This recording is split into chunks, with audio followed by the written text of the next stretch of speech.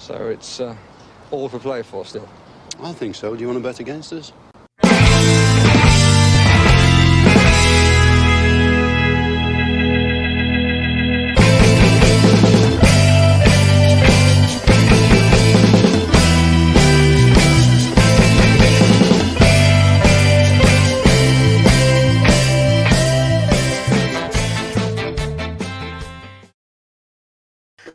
Hi, villains, and welcome to For the Love of Paul McGrath podcast. This is somewhat, I was going to call it an emergency podcast, but there isn't really anything bad going on, I suppose. So emergency is probably the wrong word to use about it. But it's how would I put it? It's an off the cuff podcast because obviously news is broken and it seems to be getting stronger and stronger and stronger, and it's coming from multiple outlets: The Athletic, Sky News, Tom Colosimo.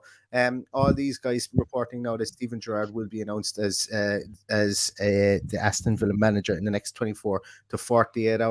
And to discuss that, I'm absolutely it's a pleasure to be joined with Scott from the Rangers Rabble podcast. And I think it would be interesting to see a lot of people have formed their own opinions, I suppose, really on Steven Gerrard. But let's get it from the horse's mouth and somebody who's seen him since 2018. But firstly, Scott, thanks so much for popping on the podcast. Really, really appreciate it.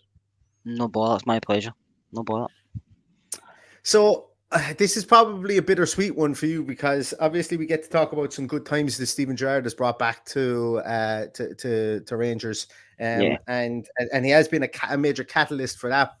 And I know that I'm probably counting chickens before they hatch because it hasn't been 100% announced, and as we know in football, anything can happen. So I'm willing to take this down to delete it later if something goes awry. But obviously, it does look like the move is going to come. And before we look back at maybe what Steven Gerrard has done for Rangers, maybe what tactics he played, maybe some people within the team that he seems to favour, some positions he seems to favour, and things like that. What's the feeling amongst Rangers fans? Because we were speaking before this, and you felt it was a small bit out of the blue. So what's the feeling amongst the Rangers fan base?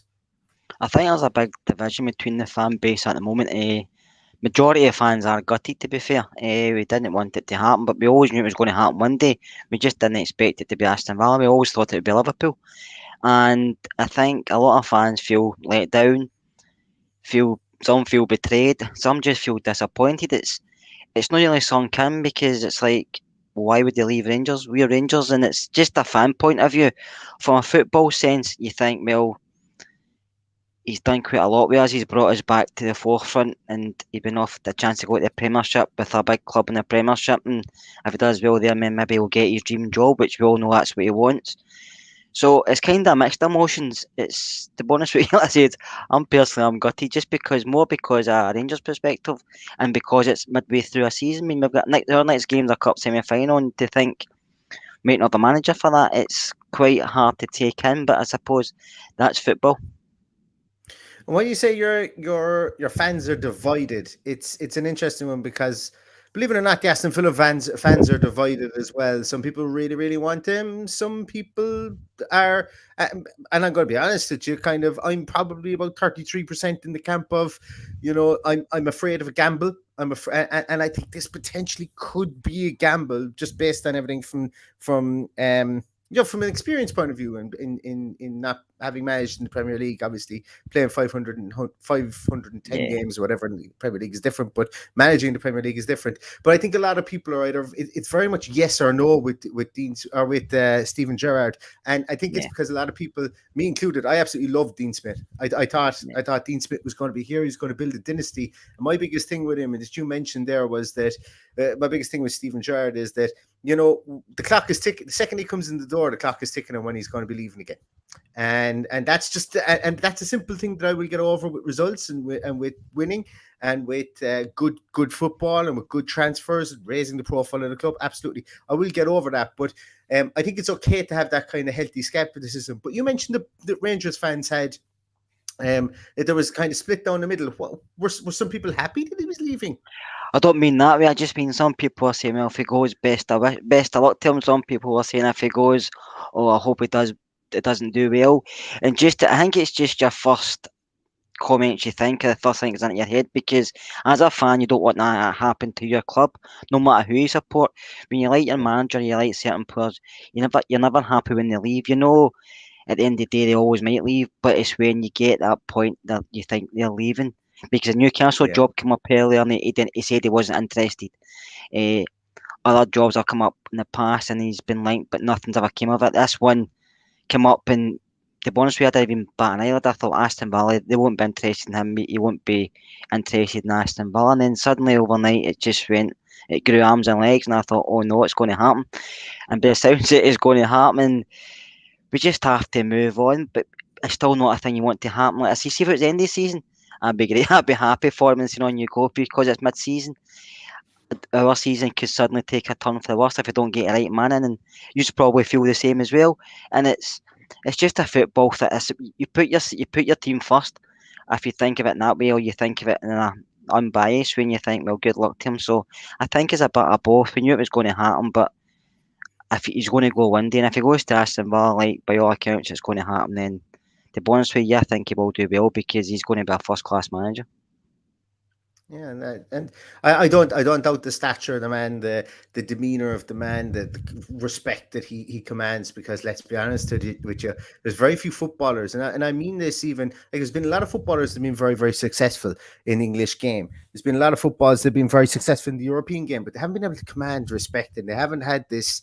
Like we had Roy Keane, that played with Ireland. He had a nasty and mean streak and a will to win, but he always went over the line. I'm not like he's not particularly my favorite person in the world with some of the things he says, and he kind of loses the professionalism side of things. But what you see with Steven Gerrard a lot is, yes, he did go over the line, but I think what he did was he learned how to temper himself, and he learned how to and his post-match interviews sometimes are absolutely golden the way that he represented people. But I think he does it more on the kind of the safe side of aggression. But I think that's what he brings. He brings the determination with him. And I think it's probably wrapped up in a better package than a lot of other managers, because he does get respect. He's very well respected for somebody who who played as many times and pretty much dragged Liverpool up off the canvas on a lot of occasions himself. But let's go back to 2018, because actually before we do that, you mentioned that your season might fall off the rails. And this is going to be a stupid question, and I know before I even ask it, but obviously only 4 points ahead of Celtic in the league at the moment. Yeah. And you, as you said, with the semi-final on the way and the Europa League coming at the moment, how far off the rails do you think this could be derailed? You know, is it like what's is it? It is a silly question, but like if you guys finish second to Celtic, is that absolutely?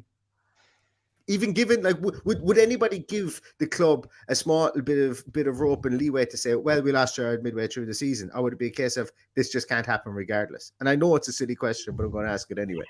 It's a silly question, but it's not a silly question if you ask it the rest of Scotland. I think to be honest with you, I think if you finish second, then it's not good. It's not, because next season when you win in the SPL in Scotland, you go straight into the Champions League, so you're guaranteed the 40 million. So that's the carrot at the end of the stick, basically. We need that money because, as you probably know, Rangers aren't flush with money. So we need that money. And Gerrard has left us in a good position. He's done a lot of work behind the scenes in the scouting department, the recruitment department. He's got a great team behind him, which will probably go with him. But he's built the club up from when he came in to where it is just now, and it's in a great shape. But if a new manager comes in, whoever it will be, and he doesn't hit the ground running, it could very quickly go downhill. And if it goes downhill, then you know yourself, you can be in a good place 1 minute and a bad place the next. So that's the thing that worries me most. And I think if that happens, it might blot Gerrard's respect with Rangers fans, just because they'll blame him for what happened this season if it doesn't go right, because they'll think, well, he's walked out mid-season. And a lot of that has fault, because if he'd have stayed, it might not have went that way. I'm just thinking on the top of my head, but I hope it doesn't.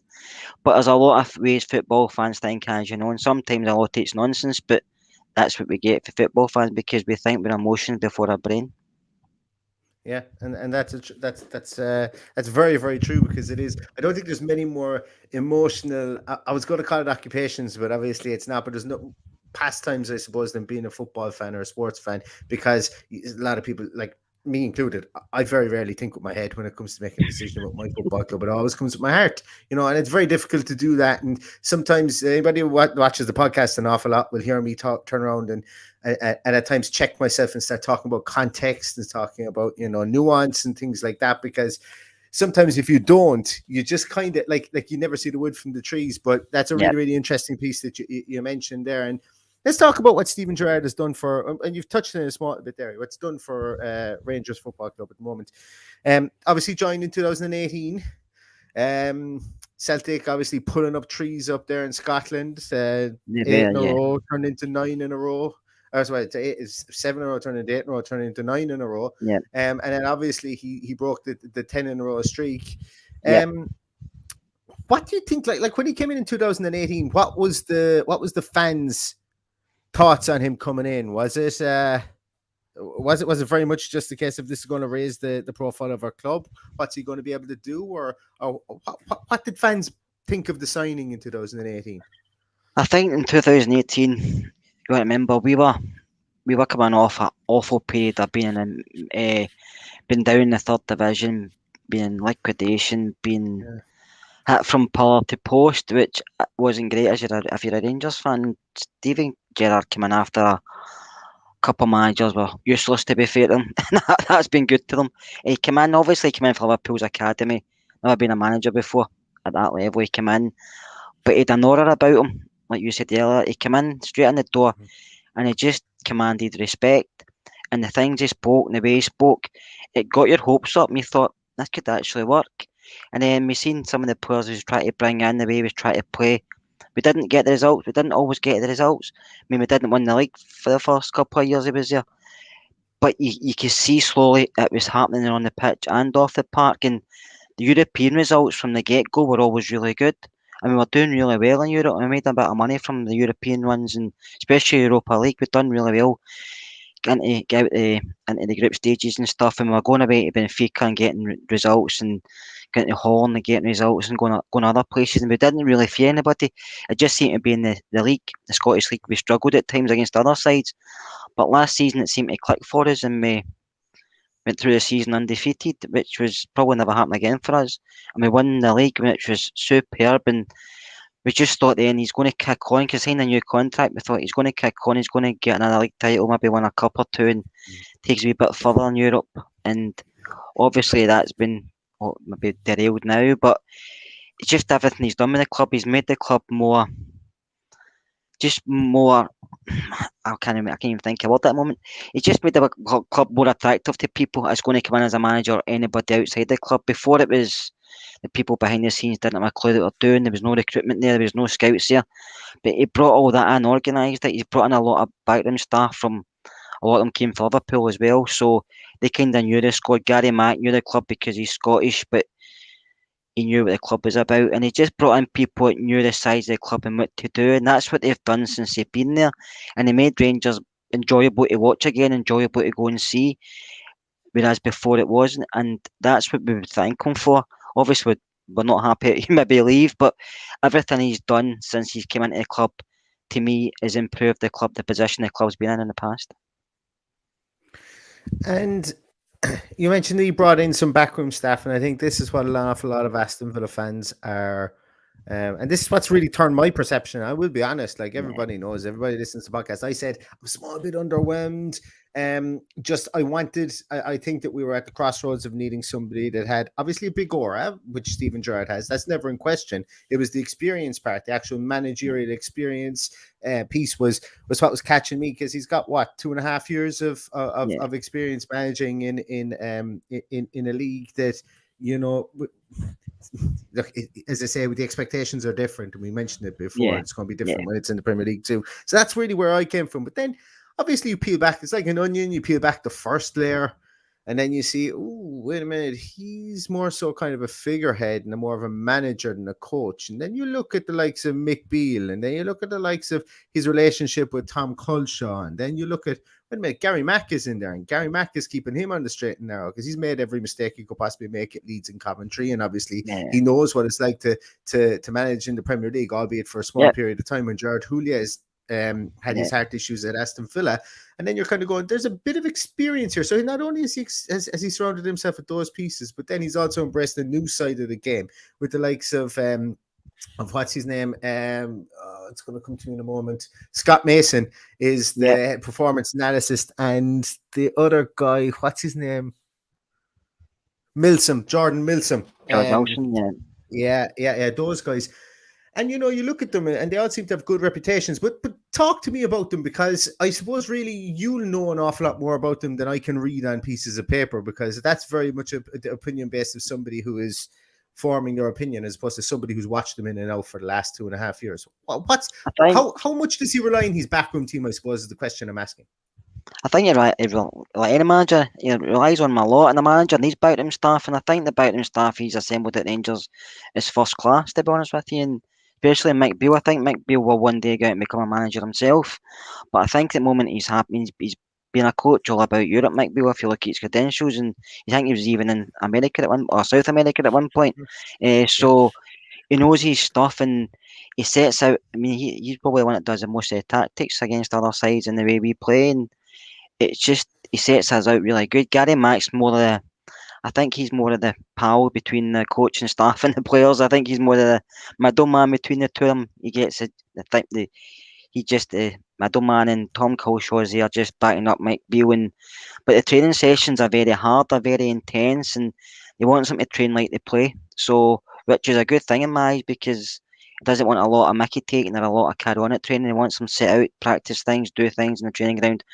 So when it comes to match day, they're prepared, they're ready to go and play whoever up against from the off, so they're not making mistakes. And I think just overall, over the last 3 years he's been at Rangers, everything's that he's done really well. And I don't know if he's looking at it himself, Steven G, and thinking maybe it's time to go. You don't really know what's behind the scenes unless he comes out and tell us. But to me, I would like Mick Beale to continue at Rangers, but I don't think that's going to happen, because I think Michael Beale will go away, Steven Gerrard to Villa, and then I think one day, like I said, Mick Beale will probably go out himself, because I think he's good enough, and if he's got any ambition like most coaches do, they maybe want to be the main man himself one day. But I know Mick Beale behind the scenes can be quite hard on the players, as in if they talk back and stuff like that. So I know he's quite a tough guy. You just expect that gets a lot of respect, but he can be quite tough. Culshaw and Gary Mack are totally different. But you need, yourself, you need that in changing rooms. You can't all go the one way, because if it did, it wouldn't happen. So some players need a cuddle, some players need a bollocking, some players need other things. But it's just the way they go. But I mean, the players respect him, the fans respect him, and that's the main thing. He does sometimes we make mistakes, like everybody does, but we know he's going to get it right. And even this season, we've not been playing well, but we're still 4 points clear. We're only one game away from getting through in Europe, winning a cup semi. But if you're asking a Rangers fan, we've not been as good as we have been last season. But you kind of look back, but he's still getting the results. But last season was an exceptional season, when you get 100 points, so you can see 13 goals, and literally, sometimes Philip Hollander sometimes was defending facing the wrong way. It was so easy for him. Just he was, and Villa were linked with him in January of last year, I think. Was Villa were linked with him as well. Am I right in saying that this Jermaine Defoe is a coach? Is he on the coaching ticket there? Is he like player coach? He's on the coach. He's helping. He's not played this season.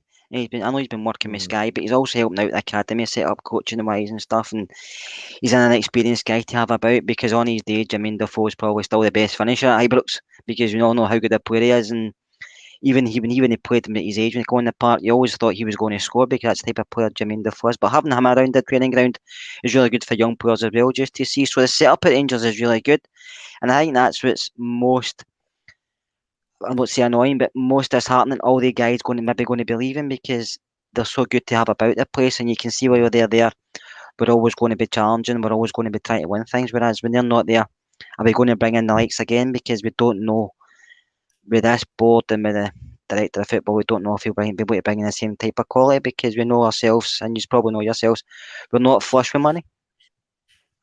Do Rangers have a director of football? Ross Wilson, who was at Southampton.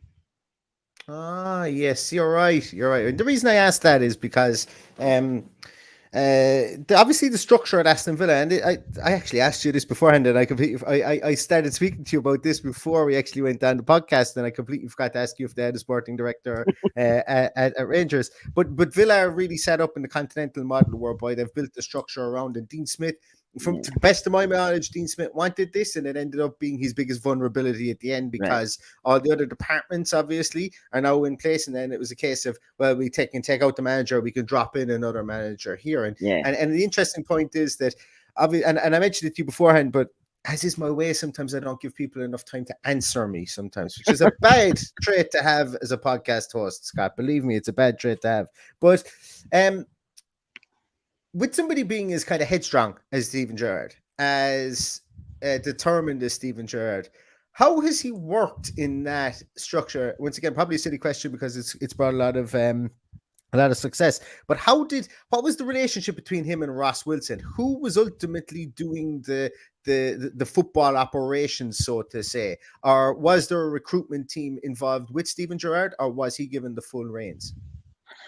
I'm not sure if he was given the full range, because if that was the case, I don't think they brought Ross Wilson in the first place, because that's what Ross does. We done it at Southampton, and he's obviously doing the same. He done it at Huddersfield, and I think he was at Watford at one point. So I think he's doing the same at Rangers. So I don't know if he had full say. I know the last couple of transfer windows we've not really brought anybody in. I know after we lost to Malmo in the Champions League at the start of the season, he made a couple of comments saying maybe not bringing players in was our downfall for not getting into Champions League. So I don't know if that's in the back of his mind as well. Thinking, well, I maybe need to spend more money here to do better.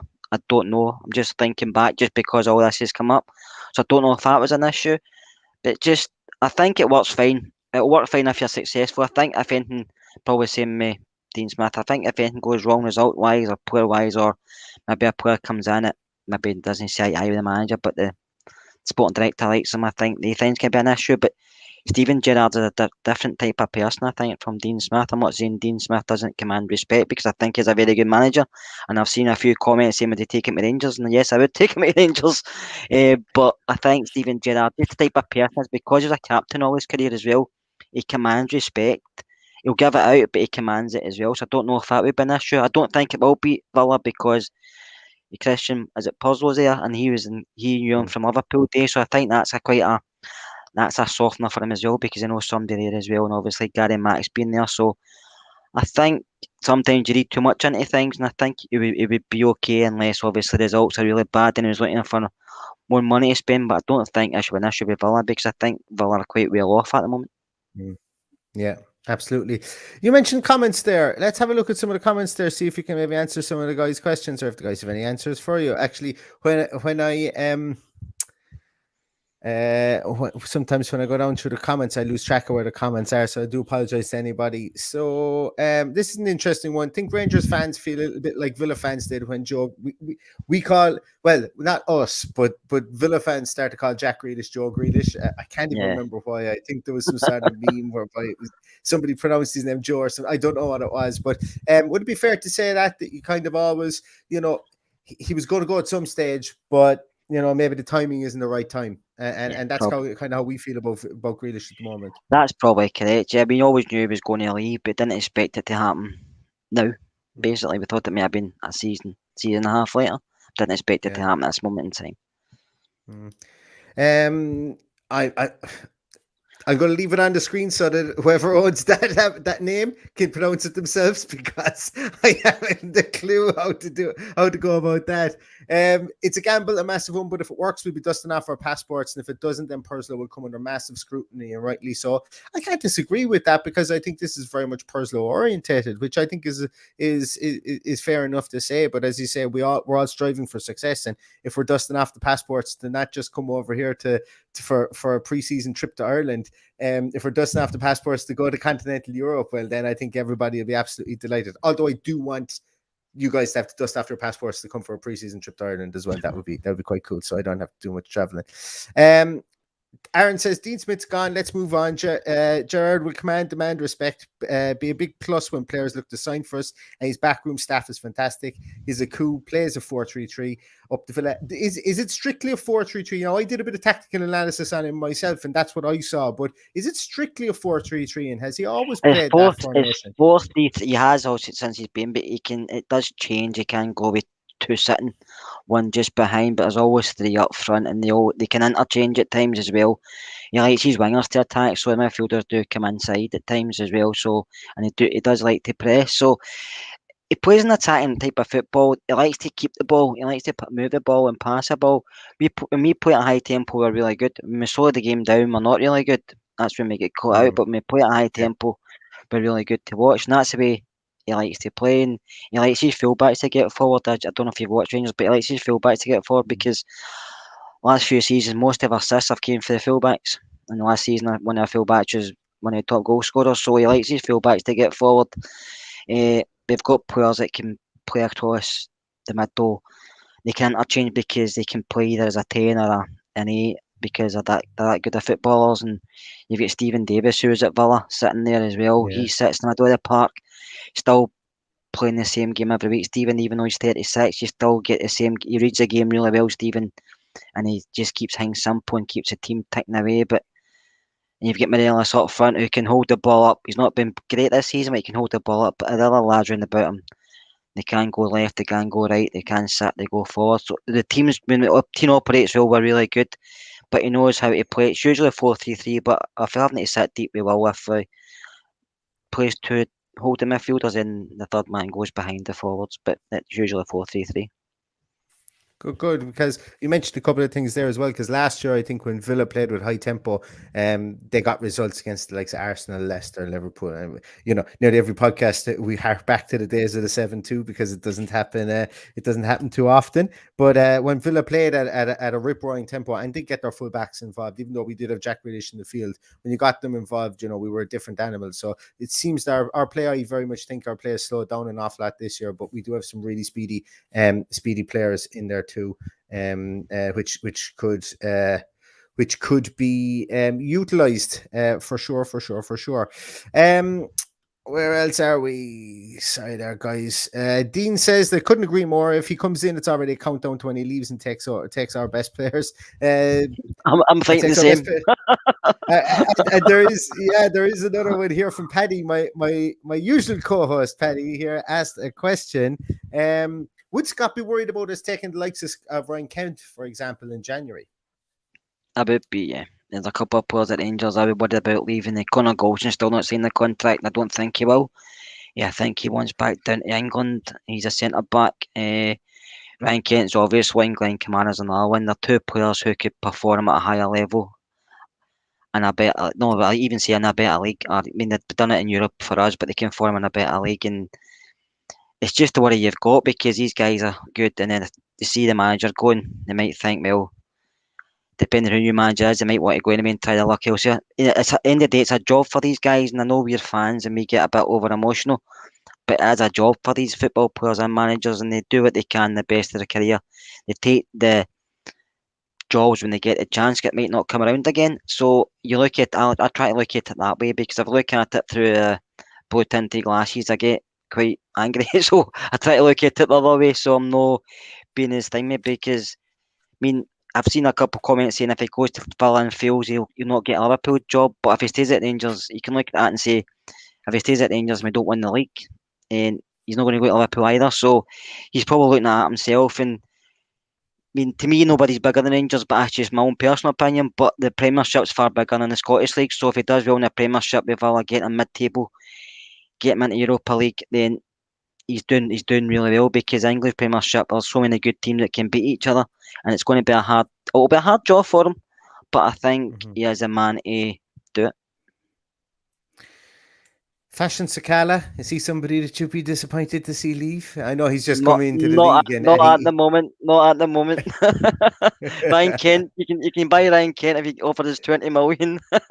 There's a lot of good players at Rangers, and it's just, you know yourself, when you get players that other teams start to keep an eye on, it's hard to keep them when other teams come in. Yeah.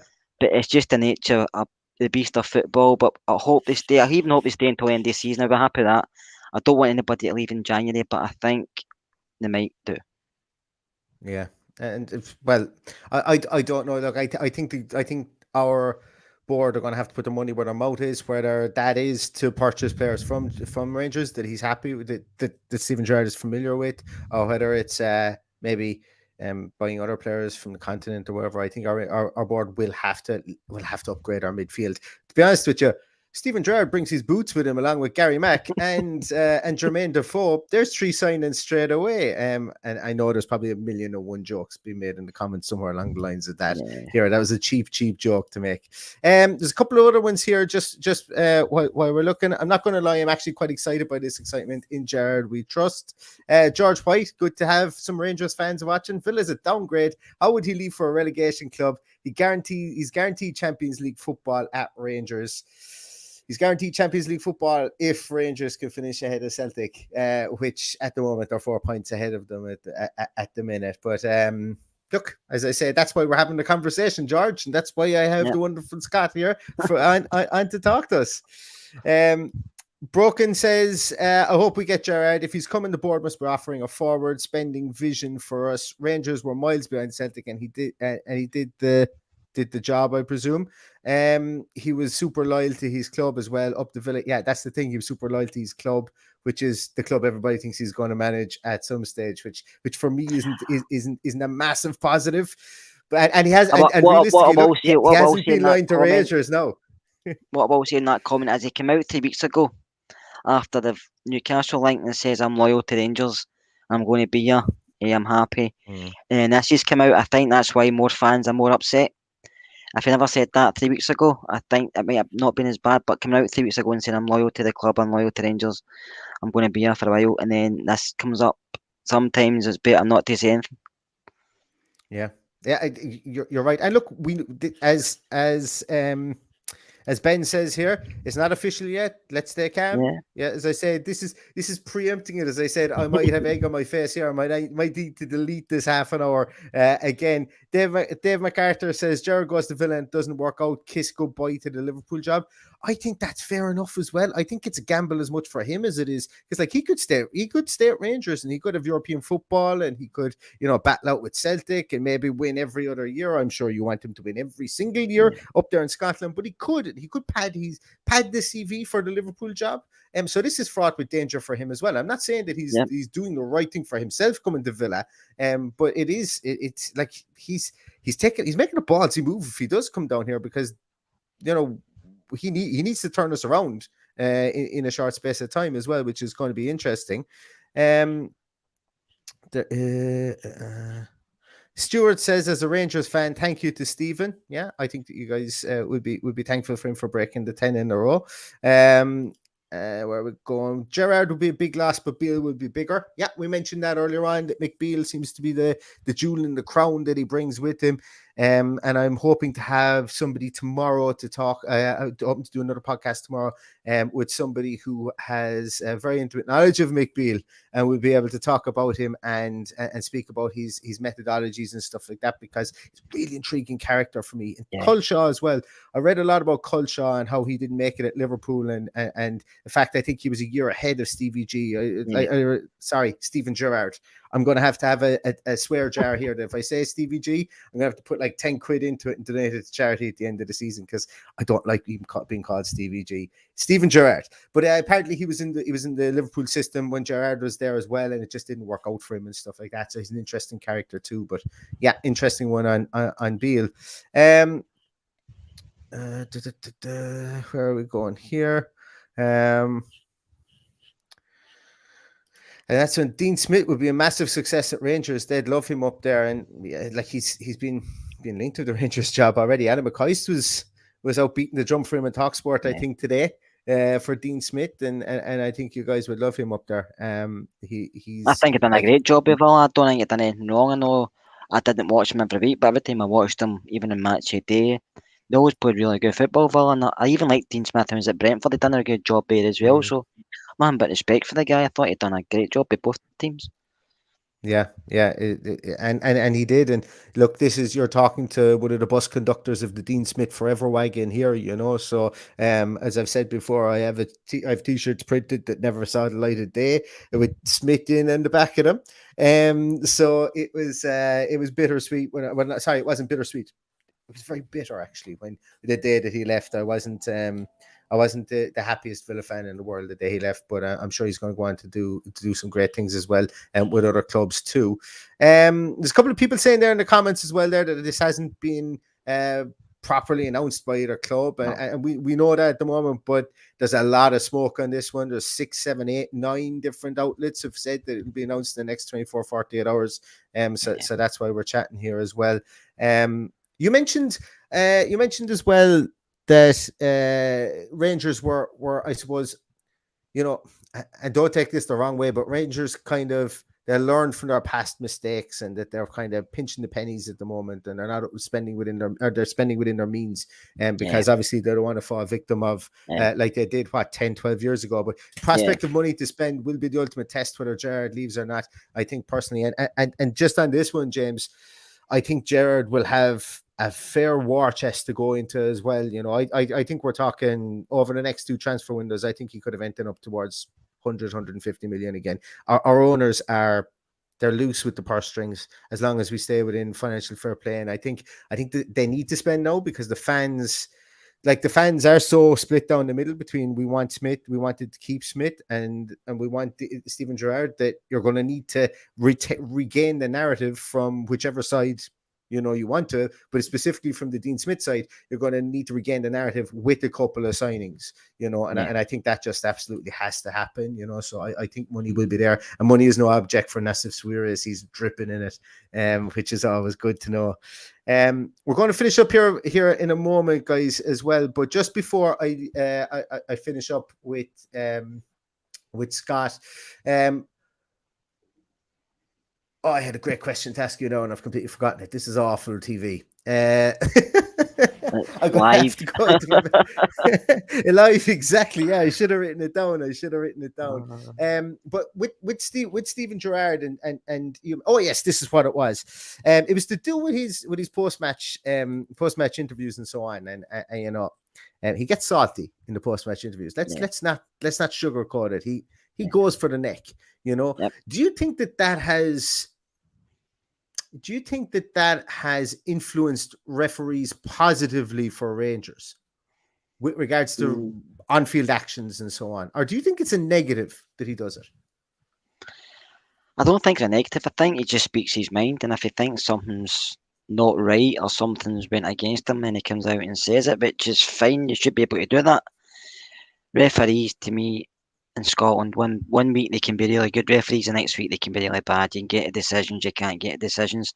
I don't look into it too much, because a lot of people do and think we might have won if the ref didn't give this or didn't give that, which is a fair point, but to me that's an excuse if he didn't win. So I think he's got a point. He's fair. Steven Gerrard comes out and he's fair. He'll respect the other side if they win well. He'll respect the ref if he does well. If he thinks there's a point to be made, he'll make the point. To me, that's fine. That's the way it should be, because he played long enough. He was captain of Liverpool in England, so I think he knows his stuff, and he knows what's right and what's wrong. And when he's always sticking up for your team as the manager, then you're going to be standing behind him. Just like to say as well, I know people are saying leaving Rangers for Villa, Rangers are a bigger club, blah blah. But I think that's taken out of context. I think when you look at the Premiership, it's a far better league than the Scottish League will ever be. But I also think with Steven Gerrard, his family are still doing in England. So moving to Birmingham, it's close to where he lives, it's close to where his family are, and it's an exciting challenge for him. I'm not going to say I'm gutted, because I am, but it's an exciting challenge for him, because he's came to Rangers, he's turned the club upside down. We've won the league again after a long time of not winning anything. So to go to a club like Villa, who are a big club, I'm not saying they aren't, they are a very big club, and they've got a lot of money to spend, and probably top 5, top 6 big clubs in England, Aston Villa. They've got a big support, so if they can turn them around, which as you know yourself, Villa have been there before, winning European Cups, winning the league. So they've been there before, so if you can even get them anywhere near that, it'll be a fantastic job, and you'll be probably a legend at your club as well if this deal does go through. Yeah, absolutely. We don't. One thing that I've kind of resigned myself to, and I spoke about it earlier on, was that Obviously I said he's on the countdown to go to Liverpool, but we don't tend to keep managers past 3 years anyway, even if they're doing well. So that's that's just me not having a go at the club. That's me having a go at the frivolities of football and football management, and the fact that the days of dynasties are gone. And I would have really loved to see someone rock up at Villa for 25 years, like a Ferguson or someone like that, and take over the show. But alas, football's a completely different landscape at the moment, so I don't think that's going to happen. Scott, you've been amazing. Thank you so much for your time. I know we've ran massively over time there, but thank you so much for giving me for giving me. I hope I didn't keep you from anything there No, afterwards. it's okay. But do you want? I know a lot of people who watch the podcast here as well. Obviously we're Irish, so we've got a lot of Celtic fans that may not tune into your podcast and stuff like that. Understand that. That's fine. It's only a bit of banter. A lot of people. Yeah, but there are a lot of guys obviously that may be Rangers fans. Do you want to give your podcast a plug there? Just like some cross pollination. The podcast I'm on is Rangers Rabble, and you can find us on YouTube, on Twitter, and it's a really good podcast. We obviously speak about Rangers most time, but I do a podcast in the English Premier League with another chap, so that's quite good. We watch all the English games and we go through the games, and then we do a one on the rest of the Premiership games, not just Rangers, but we talk about everybody else. So we like to kid on. We like to think we're not biased. Sometimes we are, but we like to look at other teams, because it's not just always about your own team. You have to look at other teams and give them respect, especially if they're doing well. I just like to say thanks for having us on, and I wish you guys all the best for the rest of your season. Absolutely, and 100% the same to you guys as well. And for everybody watching, we may look very silly doing this podcast, but we've had, I think at one stage we tipped up to 240, 250 people watching here, which is bloody mind-blowing. Jesus, there are people that don't even watch that amount of TV in Ireland here at all. Some TV shows don't get that listenership or that watchership, should I say. So thanks so much to everybody for watching. I do reserve the right to delete this in shame if Steven Gerrard doesn't come within an ass's roar of Aston Villa, but I'm putting my head in the chopping block with this one. But thanks so much to Scott for coming on. You've been a great sport. I know it's difficult to talk about something like that, somebody who's built your club up that's potentially leaving, and you came on at literally a minute's notice as well, so I really appreciate you giving me the time. No problem. It's really appreciated. And for everybody out there, we'll be back with more podcasts during this week. I do have one or two people lined up to come on, so fingers crossed that they're still able to come on over the next coming days to discuss more ins and outs, more nuanced stuff about maybe Steven Gerrard and things like that as well. But thanks so much everybody for tuning in and for listening. Thanks everybody for watching. Please give the show a like if you like what's going on, and please follow us on our audio podcast, because some of the podcasts that will be coming up will be audio only. So if you follow on Apple Podcasts or Spotify, if you don't follow, should I say, please just give us a subscription there, and you'll be notified when those audio podcasts, because if the people who I want to come on are coming on, they would be nice, interesting, tactically based podcasts as well. So for anybody who's into that, I would really appreciate it. But that's going to do it for us today. Thanks once again so much for popping on, Scott. Here's looking forward to, I suppose, the managerial merry-go-round stopping soon, and we will find out whether it will be Steven Gerrard, whether it will be somebody else, and Aston Villa will have a new man at the helm. Things seem to be moving quickly, but until then, and probably until tomorrow when I'm back with another podcast, all that's left to say is up the Villa.